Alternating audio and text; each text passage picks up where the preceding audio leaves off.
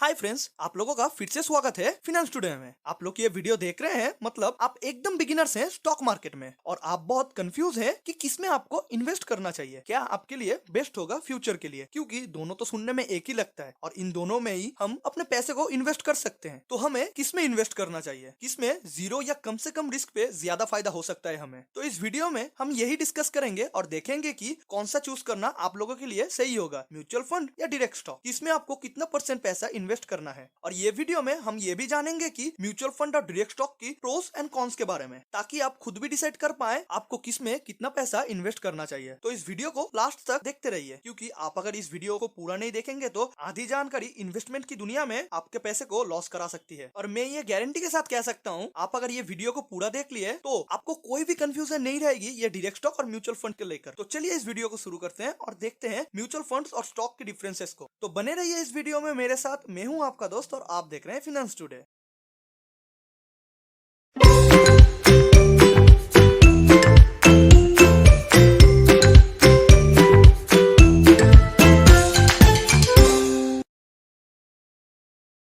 तो ये वीडियो शुरू करने से पहले ये टॉपिक के बारे में थोड़ा डिस्कस कर लेते हैं। जैसे कि आपकी सिचुएशन पे डिसाइड होगा कि आप क्या चूज कर सकते हैं। आप अगर ज्यादा प्रॉफिट लेना चाहते हैं तो आपको डायरेक्ट स्टॉक चूज करना पड़ेगा, लेकिन हाँ, इसके लिए आपको पहले से सावधान होना पड़ेगा, क्योंकि डायरेक्ट स्टॉक में थोड़ा ज्यादा रिस्क है म्यूचुअल फंड के कंपेयर में। और ये भी डिसाइड करना पड़ेगा कि ज्यादा रिटर्न पाने के चक्कर में आपको आपके खुद के पोर्टफोलियो को कुछ हद तक ज्यादा टाइम देके मैनेज करना पड़ सकता है। कब सेल करना है, कब होल्ड करना है, ये सब आपको ध्यान रखना पड़ेगा। तो आप अगर ये सब खुद से कर सकते हैं, थोड़ा मेहनत करके अच्छा रिटर्न्स पाना चाहते हैं, तो आप डायरेक्ट स्टॉक की तरफ जा सकते हैं। और वैसे ही म्यूचुअल फंड के कंपैरिजन करने से पहले इसके बारे में थोड़ा समझ लेते हैं। जैसे कि आप शायद जानते हैं, आप अगर आपके पोर्टफोलियो को खुद मैनेज नहीं कर सकते हैं और स्टॉक्स को कब सेल करना है, कब बाई करना है, ये सब का टेंशन नहीं लेना चाहते हैं, तो वही सारा पोर्टफोलियो मैनेज करने का काम म्यूचुअल फंड में कोई और करता है, जिसे हम फंड मैनेजर कहते हैं। तो अभी आप खुद डिसाइड करें, आप अगर आपका खुद का पोर्टफोलियो मैनेज कर सकते हैं तो डायरेक्ट स्टॉक में इन्वेस्ट कीजिए, और नहीं कर सकते या करना नहीं चाहते हैं तो उसके लिए म्यूचुअल फंड्स भी अच्छा ऑप्शन है।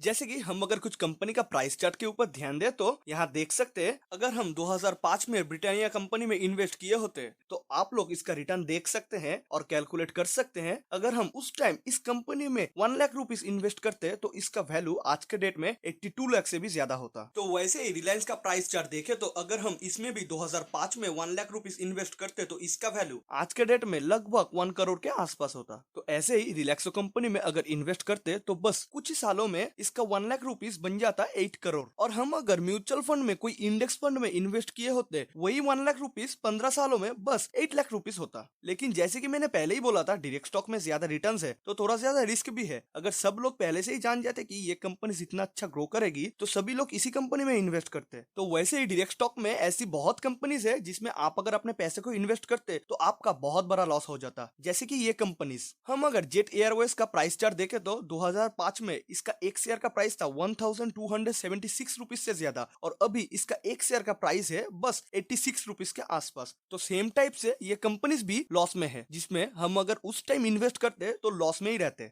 तो अभी हमने देखा इन दोनों के बीच में रियल प्राइस चार्ट एग्जांपल के साथ लॉन्ग टर्म में हमें कितना रिटर्न्स मिल सकता है। अच्छा, अगर रिटर्न्स को लेके बात ही हो रही है तो थोड़ा और डिटेल्स में ही जान लेते हैं। अगर हम डायरेक्ट स्टॉक में डिसिप्लिन के साथ 10-15 साल तक इन्वेस्ट करते हैं तो हम उसके डिविडेंड पे ही रिटायरमेंट की प्लानिंग कर सकते हैं। और म्यूचुअल फंड की बात करें तो इंडिया में ज्यादा म्यूचुअल फंड है नहीं जिससे हमें डिविडेंड मिल सके। अगर आप नहीं जानते हैं कि डिविडेंड होता क्या है और इसका फायदा जानना चाहते हैं तो हम किसी नेक्स्ट वीडियो में डिस्कस करेंगे ये डिविडेंड के बारे में। तो अब हम डायरेक्ट स्टॉक और म्यूचुअल फंड की फी स्ट्रक्चर के बारे में समझते हैं।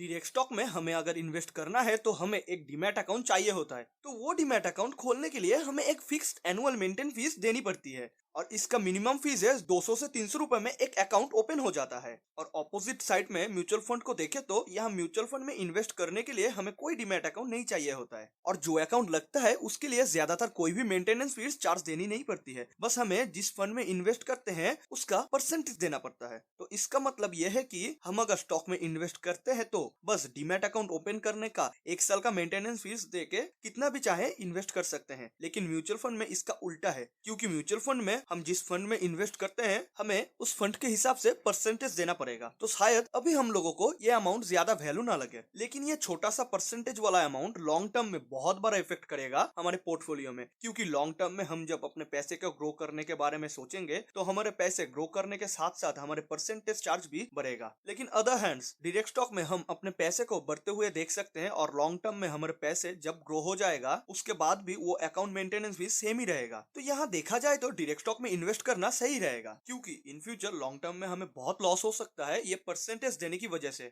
आप एक बार खुद कैलकुलेट करके देख सकते हैं आपके लिए कौन सा सही रहेगा।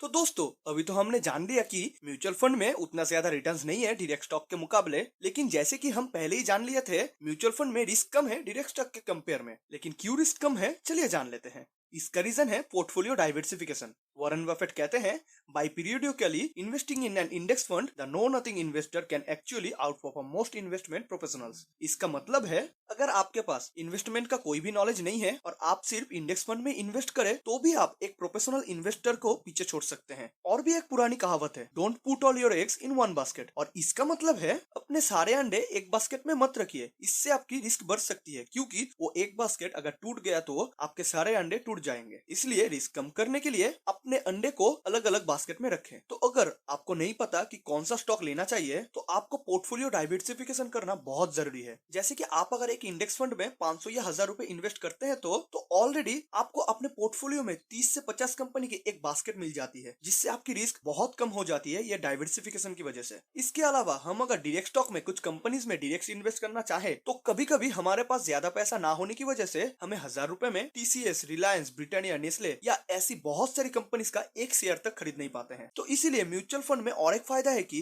अगर हमारे पास कभी 500 या 1000 रुपए भी हो तो उसको हम किसी भी कंपनी में इन्वेस्ट कर सकते हैं और हमारी इन्वेस्टमेंट जर्नी को शुरू कर सकते हैं।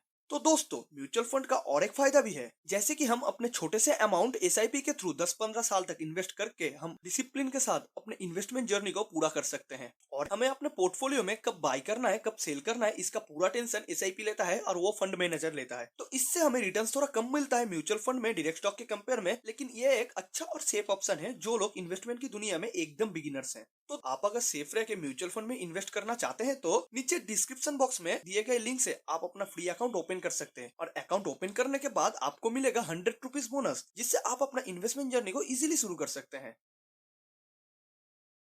तो पूरा वीडियो देखने के बाद आपको अभी लग रहा है म्यूचुअल फंड और डायरेक्ट स्टॉक दोनों में ही कुछ नुकसान है और कुछ फायदे हैं, तो हमें कौन सा चूज करना चाहिए, हमारे लिए कौन सा सही होगा। थोड़ा बहुत कंफ्यूज अभी भी है हम लोग। तो इसका एक सिंपल थंब रूल मैं आपको बताता हूँ। जिस पैसे पे जो इन्वेस्टमेंट पे आपका गोल डिपेंड करता है, जैसे कि आपको हायर एजुकेशन के लिए जाना है, भाई बहन की शादी है, कुछ साल बाद आपके पेरेंट्स के लिए नया घर खरीदना है, कार खरीदना है, जो सब आपका फिक्स्ड गोल है, जिन गोलों के ऊपर आप कोई रिस्क नहीं लेना चाहते हैं, उन पैसे को आप म्यूचुअल फंड में इन्वेस्ट करें। क्योंकि आपको आपके गोल को तो बीट करना है, आप अपने गोल पे कोई रिस्क ले नहीं सकते। लेकिन आपके गोल्स के अलावा आपके पास कुछ पैसा बच जाए या फिर आपके ऊपर फाइनेंशियली ज्यादा प्रेशर नहीं है या आपने ये सब के लिए म्यूचुअल फंड में इन्वेस्ट कर लिया है, उसके बाद भी आपके पास कुछ पैसा बचा है, उसे आप अपना पॉकेट मनी कह सकते हैं या कुछ भी कह सकते हैं। यानी ऐसा पैसा है जिसे आप कुछ टाइम के लिए खो भी देंगे तो आपको कोई ज्यादा प्रॉब्लम नहीं होगी। तो उस पैसे को प्लीज आप डायरेक्ट स्टॉक में इन्वेस्ट कीजिए।